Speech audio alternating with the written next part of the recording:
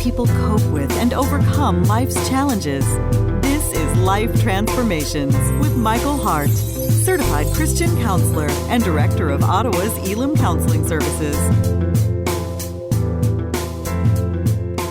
Hi, this is Michael Hart of Elam Counselling Services, and I want to thank you for listening to this episode of the Life Transformation Radio Show.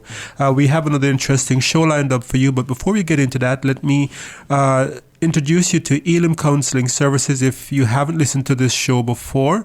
Elam is a professional counseling service that provides professional psychotherapy from a Christian perspective. We have qualified counselors there, male and female counselors, and as I said before, we involve the spiritual in the work that we do.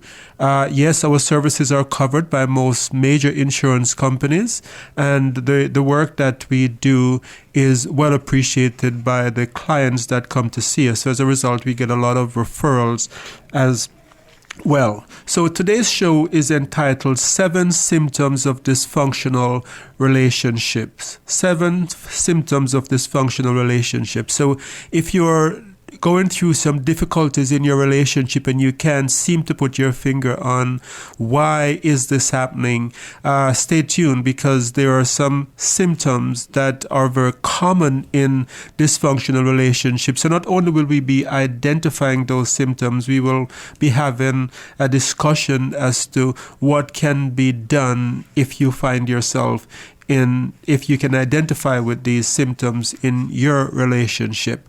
With me in studio today is Melissa Waggott, and as usual, Melissa will be here to join me in this discussion. Thank you very much for being with us again on this show, Melissa. As always, it's great to be here with you, Michael, and it's great to always have this opportunity to discuss some really interesting topics and hopefully give the listeners some insights into some situations that they may be seeing in their own life, and more importantly, give them some tips and advice on how they can get help if they find themselves in these circumstances. So as you said, we're talking about 7 symptoms of dysfunctional relationships. And as always, we like to look in the Bible for our inspiration. And in there, we find a rather dysfunctional relationship, to say the least, in the Old Testament, through the story of Samson and Delilah, which I think for a lot of people brings back these images of childhood Sunday school and those types of stories. And maybe you haven't visited in a while. So for the purposes of refreshing our memory about the story of Samson and Delilah, do you mind giving us an overview of what the Old Testament has to say about this couple? When I was a child in Sunday school, Samson was actually my hero. Well, no, exactly. So he was strong, muscular, could do tremendous. He was like my superhero from the Bible. Lions. Yes, and pull down buildings with his bare hands, and so there's a lot of things that is macho about him. But the older, more experience I got in life, the more I realized that this man was a very troubled man, and that I wouldn't want to walk in his shoes by any means. So in Judges chapter 16, we have description of the relationship between Delilah and Samson, and we see some of the issues that come to bear on this relationship, and some of the things that led to the physical death of Samson as a result of this dysfunctional relationship that he started with Delilah. I won't read the entire chapter, but I think most of you out there know about the story of Samson and Delilah. In a nutshell, it's a story about betrayal. He met and fell in love with Delilah, this, I imagine, a very beautiful looking woman, and she was from a different country than he. And as the story progressed, she was bribed into deceiving Samson by the people from her country. And so it is that she told them about Samson's secret, the source of his strength, and as a result, they were able to overpower him, and he ended up committing suicide because he was tied to these post in a building where his eyes were gorged out by the enemies, and he had incredible strength. So we pulled down the building, the poles that held the building up, and killed himself and a lot of people, a lot of the enemies that were around him at the time. But a very, very sad story indeed. But today we want to look at very closely at the relationship, because many of us have read this story for many, many times. Melissa, you talk about going back to Sunday school days. Mm-hmm. No, exactly. And as you described in your own experience as well, our recollection of these stories from those times changes as you become an adult and you have a different perspective. And as you said, and even in preparing for the show and reading it over again, when you really drill down on the relationship aspect of Samson and Right. Delilah, a lot of what he's experiencing and she's demonstrating, I think, is really applicable to today, and things we can look to maybe watch out for in our own relationships. It's not all about the macho-ness and the toughness of this guy. As you said, he's really kind of a tragic hero in a lot of ways. Absolutely, and if we look at the story very closely, and it doesn't, some of these symptoms that I'm going to talk about doesn't come readily to mind by a surface reading of this story. But I've read this story, and I have come up with 7 symptoms that is shown in between the relationship between Samson and Delilah that I see that is very common in a lot of troubled relationship today. So we're going to be talking about those 7 symptoms and identifying them in the story. So get your pen and paper if you want to hear about these 7 symptoms, because as I said before, they're not readily seen by just reading the story. Mm-hmm. So to start things off, I'm interested to know from your perspective how people find themselves in these forms of dysfunctional relationships. Is there an element of predictability? Well, I think for a lot of people that find themselves in these kind of relationship, there are predisposing factors that is behind their decision to date certain people. And as I've said in previous show, for some people who find themselves in dysfunctional relationship, they get involved with people that have qualities of either their mother or father. So if they're from a troubled home, then the person that they end up being with is a lot of time like the dysfunctional, the parent that was most dysfunctional. And I see too that people get involved in dysfunctional relationship because the template of conflict, deception, unfaithfulness is very common to them.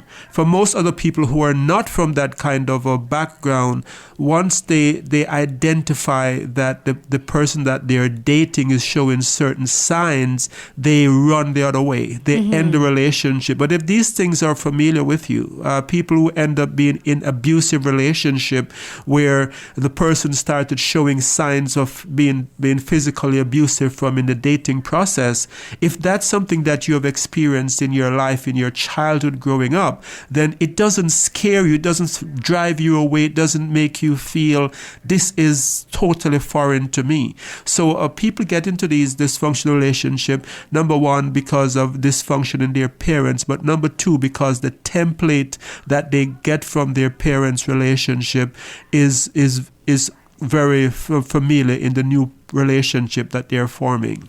And I think it's interesting when you look at Samson's story too, beyond just the Judges 16 chapter and maybe some of his other past relationships. He seems to have a bit of a pattern within himself of having a bit of dysfunction or relationships that don't go too well for him. So it's interesting to see when he ends up with Delilah, yes, that his past kind of has a bit of predictability there. Absolutely. So we see that he was married before, and we saw that wife also betrayed him. Albeit under some kind of a duress in that first case, but the pattern was there that he ended up being betrayed by the first wife, and he ended up being in a second relationship where the same thing happens again. And a lot of times I get calls from clients, or I see clients who come in and say, I need to figure this out because I have been in 5 relationships and it's the same guy over and over again, just different name, different face, but it's the same person, it's the same dysfunctional pattern, and I need to know why I keep attracting men who are abusive. So for Samson, I think it would be a good question for, if therapy was around in those days, for him to sit with the therapist and figure out why is it that he's attracting women in his life that end up betraying him. Mm-hmm. And so you alluded off the top that you, within your reading of this story and reflecting on this story and also reflecting on the relationships you've seen, I think, in your own clinical practice, you've been able to identify 7 symptoms or signs that can be demonstrated in dysfunctional relationships. If you could describe for us what that first symptom is that you see in this story and explain about maybe what you've seen in your own clinical practice that is also an example of that. Absolutely. So the first thing that is very, very clear from this story, this is one of the signs that is very, very clear, that there was secrecy. So the first symptom of dysfunctional relationship is that there is usually an element of secrecy. So we see this in the story of Samson and Delilah because Delilah had this secret that she was carrying. She had this plot with the men from her hometown where she was supposed to find out his strengths, the source of Samson's strength, and to report it back to them.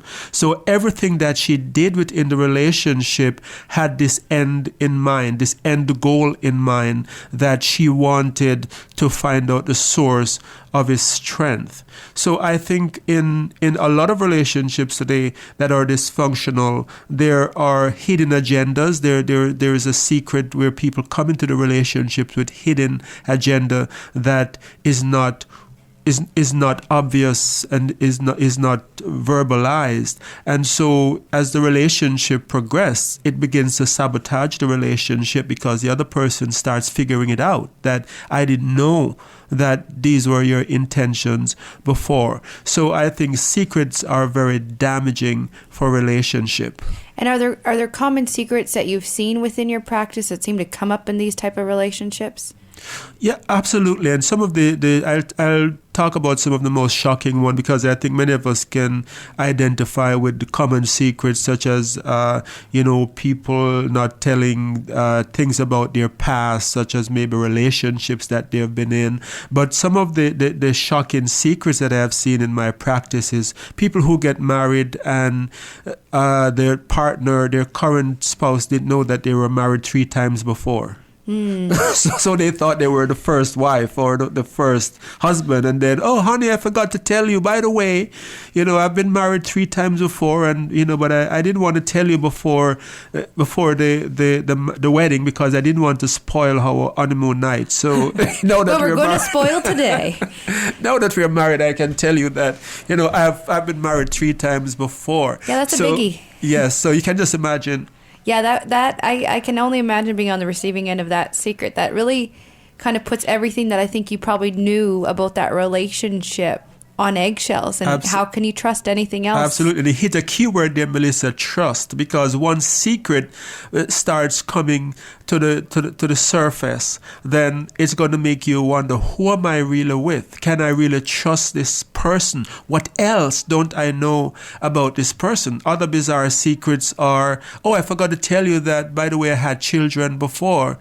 I had, children before I met you outside of wedlock, and these kids, by the way, now are coming to live with us because, you didn't know about it before, but now that you know, the person's expected to put up with that. So these are some of the big secrets that I see. I think other big secrets that I think can be very shocking to a relationship is infertility, where some people enter into marriage with the longing to have children, and during the courtship they had made this very, very clear that their goal was that they wanted to have children and that it was a lifelong dream to be a mother or a father. And then suddenly into the relationship, and then sometime into the relationship, they're told that the person that they married is infertile, or the person had a vasectomy, and the other person knew this all along but never divulged that kind of information. So these are the kind of things that I see in my practice are very, very damaging. If you have just joined us, you're listening to the Life Transformation Radio Show. I'm your host, Michael Hart of Elim Counselling Services, and with me in studio today is Melissa Wagat, and we're discussing 7 symptoms of dysfunctional relationships. If you're not familiar with Elim, you can find out more about us by visiting our website at elimcounselingministry.com. Elim is spelled E-L-I-M, counseling with 2 L's, ministry.com.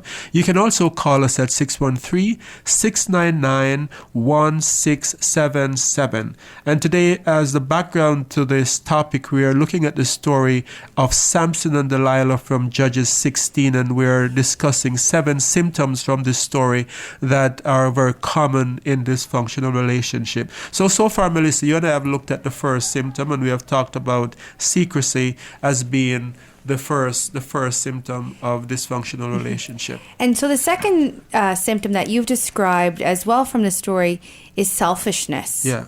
So how is selfishness shown in the story of Samson and Delilah? Well, if we look at the story, we'll see that Delilah was offered a bribe by the men from her hometown. And so she was actually into the relationship for what, I think this represents people being in relationship that for what they can get out of it. She was going to get money out of this plot that she had made with the men from her country. And so she had a selfish motive for being in the relation. So not only was there secrecy, there was also selfishness, because she was thinking more about what she is going to get. And we see the height of the selfishness that in the story, there doesn't come about any ounce of compassion for Samson. What am I doing to my husband? There wasn't any way in which he behaved that showed that she had any kind of remorse or guilt based on how the story unfolds. So it seemed as if the driving force between everything that Delilah did was to gain the money that she was promised. And so the way that she was affectionate to him was a way to bring about her own personal gain. The words that she said to him in trying to manipulate him was a way of trying to bring about her own personal gain. So this selfishness is also very common in everyday relationships, in current day relationships. And I think that speaks to, when you're describing Delilah's approach to this relationship, it really sounds it was all about her and her being happy, and it's all about me, and we're kind of in that me culture. Right. So when you see that come into your practice, and you have someone in your in the couple that it's all about me, it's about making me happy, isn't my happiness important? How do you get them to move beyond themselves and start thinking of their relationship as a we, and it's Absolutely. not all about them? Absolutely. And let me just say this. I don't want to give the impression that a person's happiness in a relationship is not important, because we should all strive to make our relationship better so that we can become happy. But I think there is something dysfunctional when you will go to any means to make yourself happy at the expense of your partner. And this is what we saw in this relationship between Samson and Delilah, that she was willing to put Samson in physical danger just so that her need could be met. And this is very common in dysfunctional relationship, where people will think about their own personal ambitions or their own personal intentions or expectations in life, and put the relationship at risk. So I want to have this car so badly, but it doesn't matter if we go bankrupt, or it doesn't matter how you're going to be affected. It doesn't matter if you don't get to further your schooling, but this is what I want. And so it all becomes about me, instead of about the relationship as a whole. So I think in healthy relationship, we find the opposite, that people work together as a team, that what they do and how they approach life is in the intent to move forward as a couple. So if you're listening to this show today and you can identify with that, you can say, yes, I can see myself. It seems as if I'm always sacrificing my dreams, my goals for my partner. Then I think it's necessary for you to stop and to think whether or not your partner is actually displaying this quality of selfishness, because a healthy relationship makes it about a couple, not just about any one individual. Yeah, and I think it's that give and take over time. And as you say, it's about you as a couple and not you as an individual. Another symptom you've described through this story is something that, honestly, I've never heard before, and it's called triangulation. And I know it has nothing to do with the shape. So could you describe what is triangulation?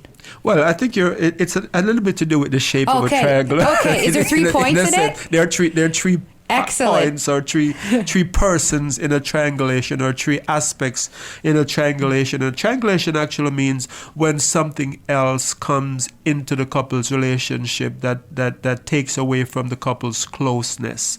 So instead of the couple focusing their energy on each other, there is a third person or thing that robs from the energy that goes into the relationship. So that the third aspect could be a thing, such as money. It could be drugs. It could also be a person, such as an in-law, or it could also be more than one person in sense where some person are in love with their country of origin or their culture, and they put so much emphasis on promoting that so that the relationship suffers. It can be a job and as well. So triangulation refers any third person or thing that robs the relationships of its vitality. So in the story between Samson and Delilah, we see that there was triangulation because Delilah appeared to be closer to the men of her country than to her husband. Right? She didn't mind them succeeding at what they were trying to do to overcome Samson. So it seemed as if even though she was living with Samson in his country, she wasn't totally sold out for Samson and for his culture. She had more of a faithfulness to the men of her hometown, where she wanted to see their plot succeed at the expense of her husband. And that's exactly how the effect that triangulation has on relationship, because it ends up hurting not only the relationship but hurting the other person. So one of the very common triangulation that sort of echoes this closeness to Delilah's in Delilah's example is people who get married and they're in a relationship with their spouse, but they're closer to their family of origin. They're closer to their, for example, a mother or a father, and so they haven't really allowed themselves to bond with their current partner because this third person, the in-law, keeps coming between the relationship. And that was an example that came to mind exactly when you were describing the triangulation. And I think it's a hard one because for people, especially when you're newly married, all you've known is your family of origin and they're people you care about and love. How can people navigate that establishment of a new core relationship? Because what you're bringing in that third party is someone or something you love a lot. Absolutely. So how can people do that in these relationships and make sure it is about you two as a couple and not the third wheel, as it were? Absolutely. And I think it would be wrong for us to take from this that somehow we have to cut off in-laws. And I hope there's no one listening out there who feel that, yes, this is a license to not be in touch with the in-laws or not to have them over and so forth. But I think that relationships with in-laws can become dysfunctional when either spouse places that relationship before the marriage. And so you're right that we should have relationship, and it's sometimes difficult to navigate, but there are some symptoms that you can look for that shows that the relationship is in trouble. And what would those symptoms be? So some of the very common symptom is when in-laws begin to be involved in the day-to-day affair of the couple. They're involved in the conflict that the couple could work out on their own. And I'm not saying that there is absolutely no time when this could be possible, especially in abusive relationship. It's good to get the in-laws involved. But in some relationship, what we find as a symptom is that everything that occurs in the marital relationship is brought to a parent. a parental figure. So the parental figure becomes like the overseer of the marriage. And I think that's a sign of dysfunction, because it means that the couple doesn't get to grow as adults. There is still someone who is holding on to this parental figure as being the source of authority. But I think as couples, as couple who are newlywed, they should mature and they should grow and they should get to a stage where they are responsible for their own future. They're responsible for the decision that they make, and they don't have to depend on an in-law to settle conflict. Or another common symptom we see that's problematic in triangulation is that couples who they constantly has to turn to in-laws to bail them out of financial difficulties. And I think this is a troubling sign, because what it means is that the couple is not developing financial responsibility. If you can always turn to a dad or a mom to pay off that loan that you shouldn't have taken out in the first place, then guess what's going to happen? You're going to constantly keep making those kind of decisions. So if you have just joined us, you're listening to the Life Transformation Radio Show. I'm your host, Michael Hart of Elim Counselling Service, and with me in studio today is Melissa Wagat. And Melissa, I'm receiving signals from my producer that we're just about out of time today. So let's do a brief recap of what we have covered of the 3 symptoms so far. So far we've talked about secrecy, selfishness, and triangulation, all being signs that you may be in a dysfunctional relationship. And we're taking this all from the story of Samson and Delilah. And I think we'll have to do another show to get the rest of the 7 done. So look forward to that next week, and we can get into this topic a bit more in detail. Absolutely. And if you're listening to this show so far and you're saying, that sounds like me, I see this secrecy in my relationship, there are some things that I'm going through right now that if I had known, I would never have gotten into this relationship. Or you're the victim of selfishness, where you're saying that my partner just seems to be selfish and it's about him or about her instead of about us. Or maybe you're going through the triangulation that I've just explained, where there's an in-law that's coming between you, or maybe your partner is addicted to drug. Whatever it is, I'd like you to know that you can give us a call at 613-699-1677, and we'll be happy to walk with you through those difficulties. And we want to thank you very much, Melissa, for being with us on the show, being with me on the show here today. You're very welcome, Michael. Thank you. And I would like to thank our listeners for listening. Until next time, I'm your host, Michael Hart of Elim Counselling Service. Remember, you can call us at 613-699-1677. We can also be reached at our website at Elim, ELIM, counseling with 2 L's, ministry.com. Until next time, this is your host, Michael Hart of Elim Counselling Services. Thank you very much for listening, and praying that God would bless you in all your relationships and keep you sound in mind and pure